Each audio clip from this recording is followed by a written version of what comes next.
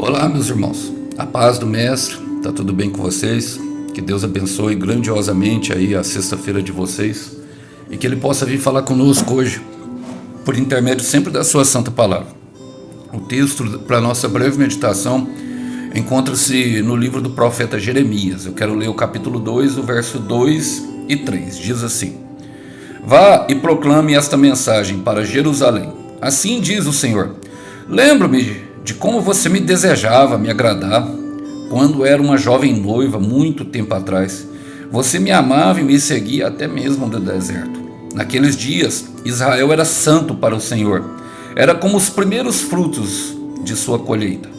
Todos que faziam mal ao seu povo eram declarados culpados, e sobre eles vinha a calamidade. Eu, o Senhor, falei. Glória a Deus. Irmãos, Jeremias, ele foi um profeta separado pelo Senhor antes mesmo do nascimento. Em Jeremias 1:4 a 1:5 fala isso. O que me faz crer que Jeremias era um profeto.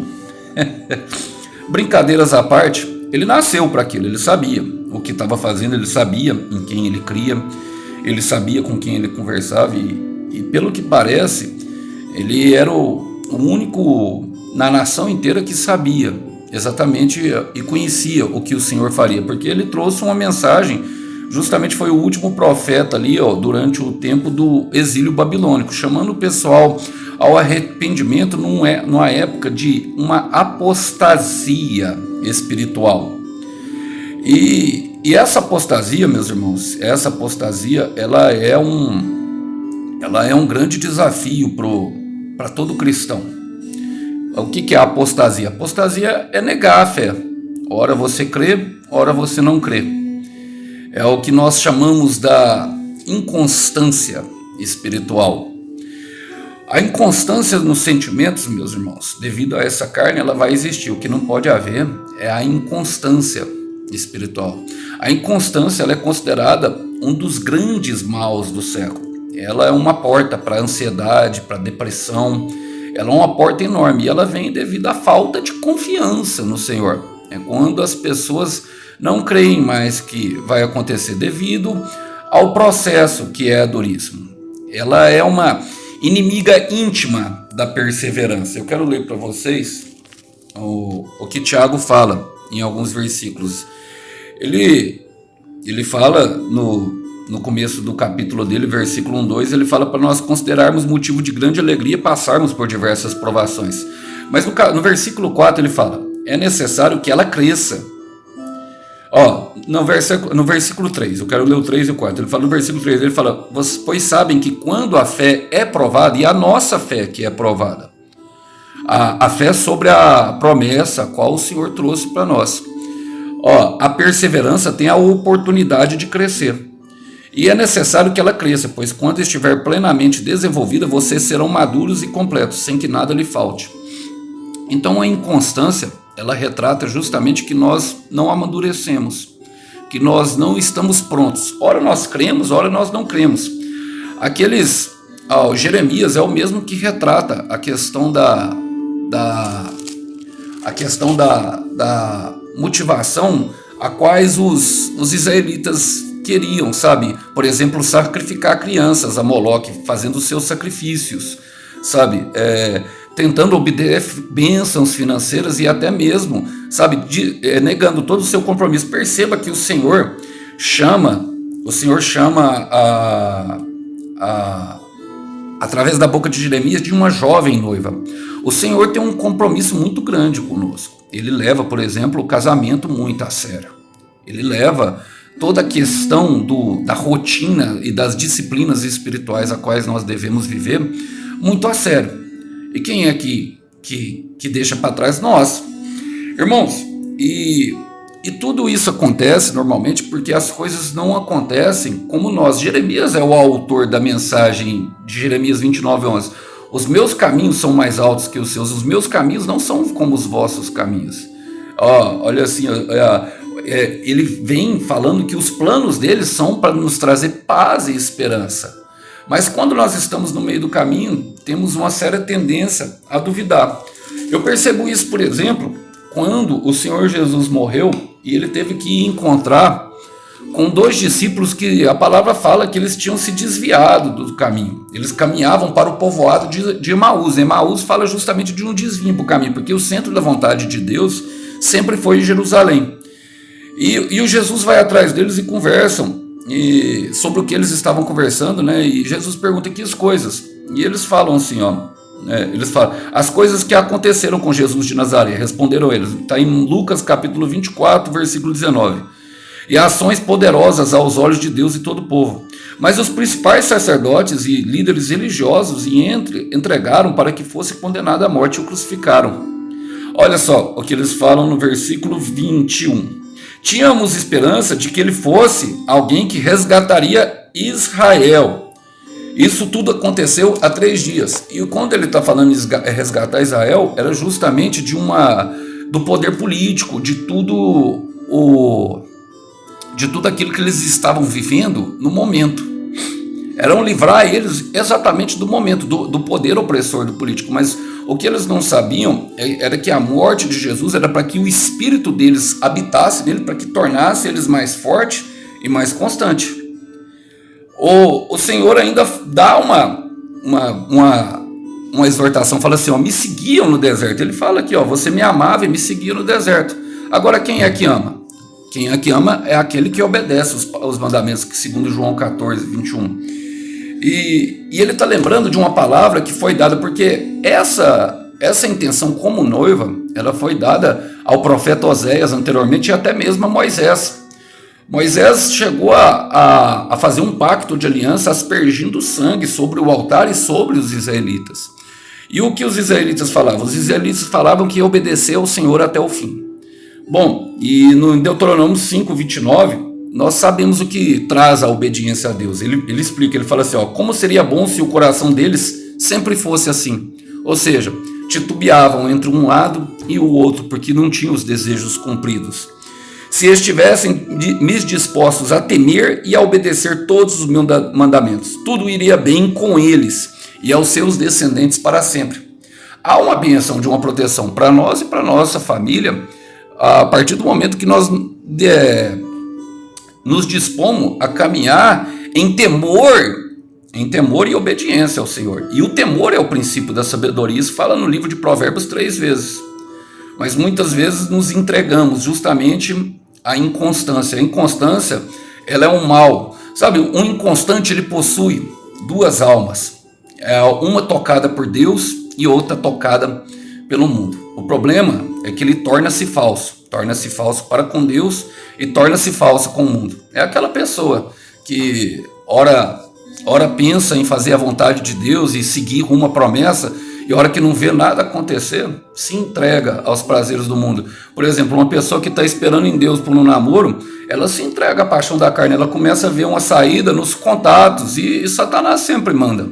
Essa é uma prova da perseverança. Quando Jesus fala em João 14, 6, ele fala, eu sou o caminho, a verdade e a vida, meus irmãos, nós temos que entender, nós sempre vamos ter o poder de decidir, mas é necessário eliminar as outras opções.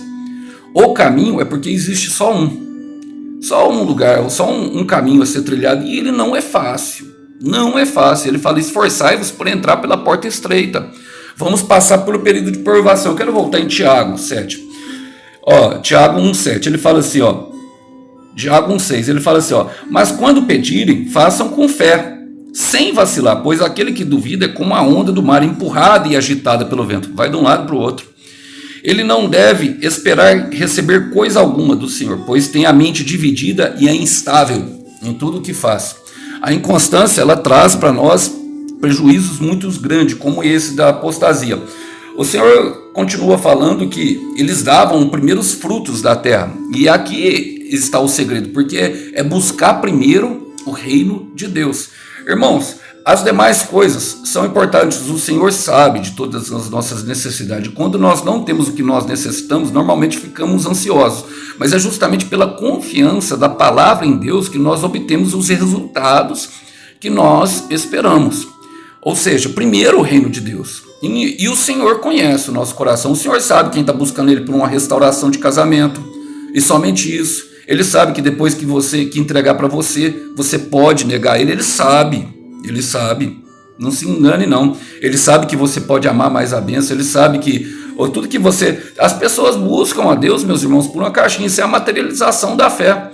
Quando Moisés subiu ao monte para buscar as tábuas da lei, lá embaixo eles estavam lá, eles falaram assim, façamos outros deuses, porque ele está demorando demais. Aquilo ali é uma materialização da fé, é um agir com a nossa própria mão. E o Senhor odeia isso. E eu quero trazer para vocês 5 chaves que são uma luta. Junto com a inconstância vem a procrastinação. E o que é procrastinação? A procrastinação é o ato de deixar para fazer aquilo que se deve fazer no momento. Bom, primeiro eu quero ler com vocês o Salmos 119, no versículo 112 ao 14. Ele fala assim, dispus o meu coração para cumprir os teus decretos até o fim. Odeio os que são inconstantes, mas amo a tua lei. Tu és o meu abrigo e o meu escudo. E na tua palavra coloquei a minha esperança. É justamente nesses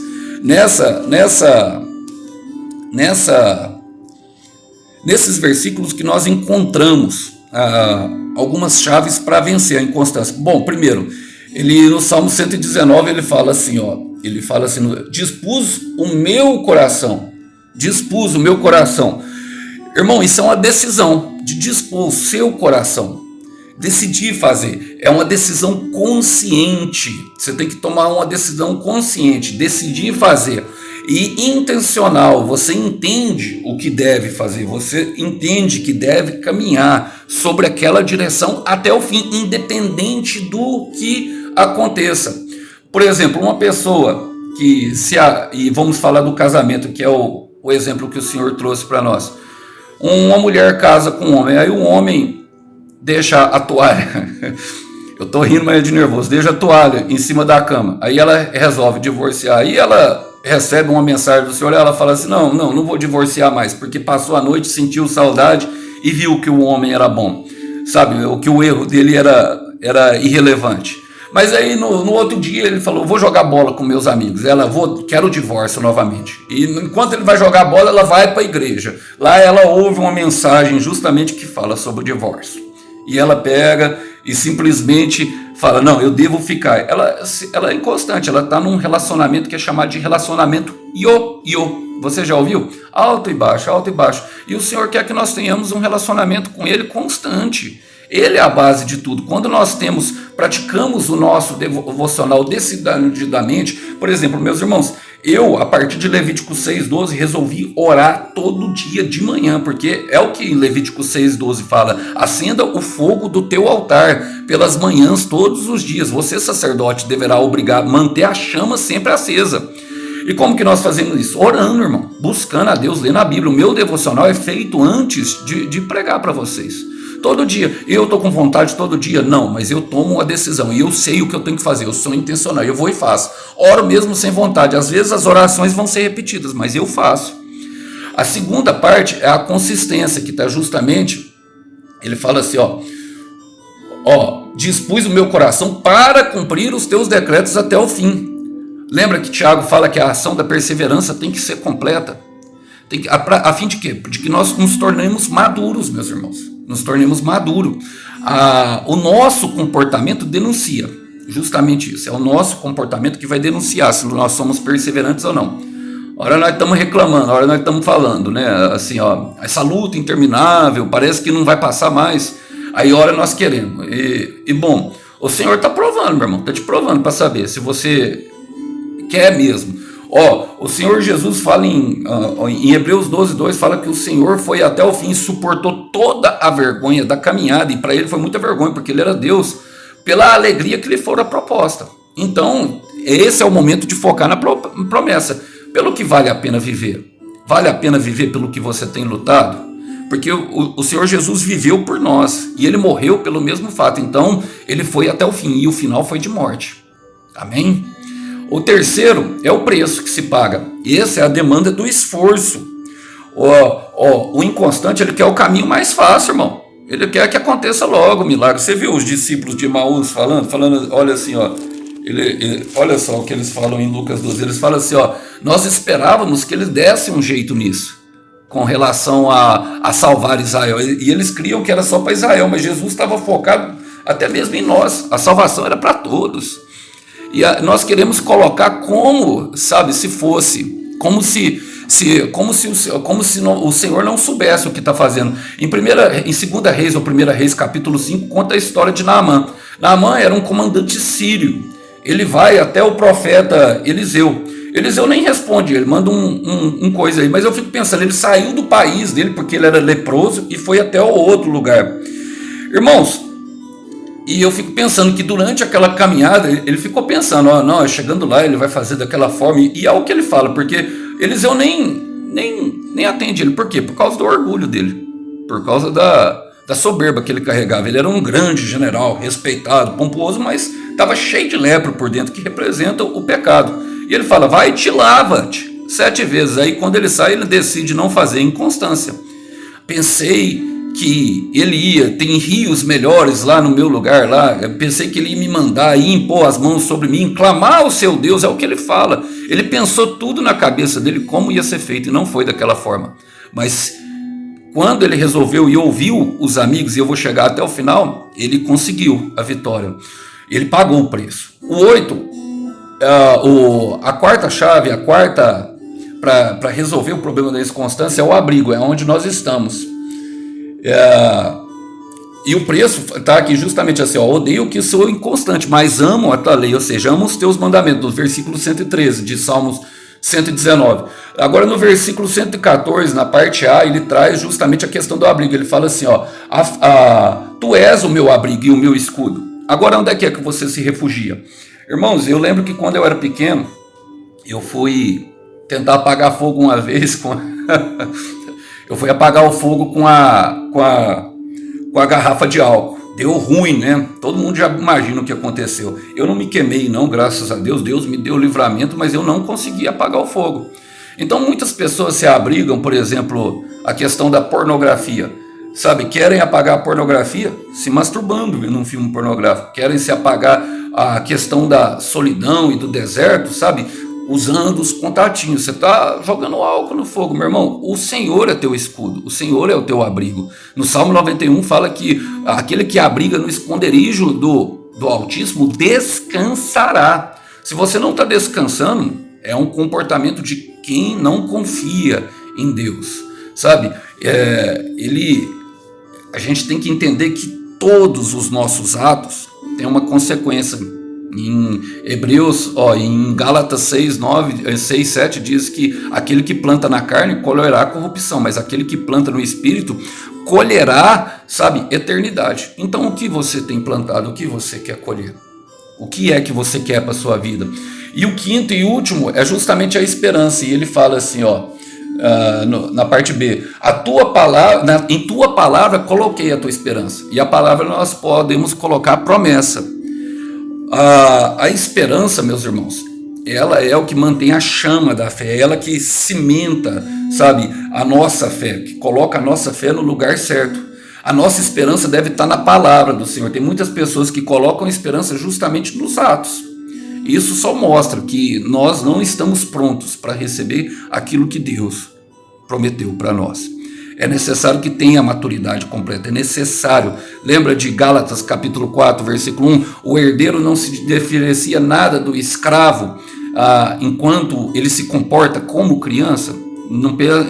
O Senhor não entregará nada para ele até que chegue o devido tempo. E qual que é o devido tempo? De maturidade, irmãos. Maturidade. Mantenha fora do alcance de crianças. É o que está escrito nos remédios. Por quê? Porque ele não sabe manipular os remédios na dosagem certa. Ele vai ter problema, entendeu? Ele vai ter um problema muito grande. E nós precisamos entender, e eu quero terminar aqui com... eu quero dar uma sexta chave. Está em Marcos 6, 7, quando Jesus manda aí de 2 a 2. Os relacionamentos são inteiramente importantes para vencer a inconstância. Sabe, pessoas, a igreja, ela animava uns aos outros no começo, contra as perseguições e contra o desânimo na fé. Quando um estava bem, o outro estava mal. Quando um estava mal, o outro estava bem. E o Senhor sempre coloca pessoas boas do nosso lado. Mas é nós que temos que nos colocar à disposição, né, de andar com elas. Não adianta se isolar. A solidão vai fazer é pior, vai tornar isso difícil. E é por isso que, ele fala Tiago fala no capítulo 1, versículo 12. Ele fala: feliz é aquele que suporta com paciência as provações e tentações, porque depois receberá a coroa da vida que Deus prometeu àqueles que o amam. E como é que nós mostramos para Deus que nós amamos? Mantemos firme, obedecendo aquilo que Ele mandou. Eu gostaria de deixar essa mensagem com vocês, irmãos. Eu sei que não é fácil, não? Eu passei por inconstância, essa foi uma das minhas fraquezas. Mas o que me ajudou muito, muito, muito mesmo, foi a questão do meu devocional diário. Sabe, a questão de orar todo dia, isso refletiu para toda a minha vida. Hoje eu colho os frutos dela em algumas áreas da minha vida, como por exemplo no meu corpo, na minha saúde, na questão daquilo da alimentação que eu mantenho, do meu trabalho. Eu começava um trabalho, sabe, passava um ano, o trabalho já se tornava chato e maçante, eu não conseguia ir além daquilo. Eu procrastinava e deixava, sabe, de fazer, começava a achar outras soluções. Os meus relacionamentos também eram rasos, eu não conseguia dar profundidade para eles. Na academia eu ia, malhava um ano, ficava 6, hoje eu já malho, já tem quase 6 anos sem parar. Então a gente vai colhendo os frutos da persistência, da consistência e da perseverança. A inconstância, ela inibe que nós possamos colher esses frutos que são maravilhosos. Então eu gostaria de deixar essa mensagem com vocês, que vocês possam ficar na paz do Mestre. Até uma próxima mensagem. Tchau, tchau.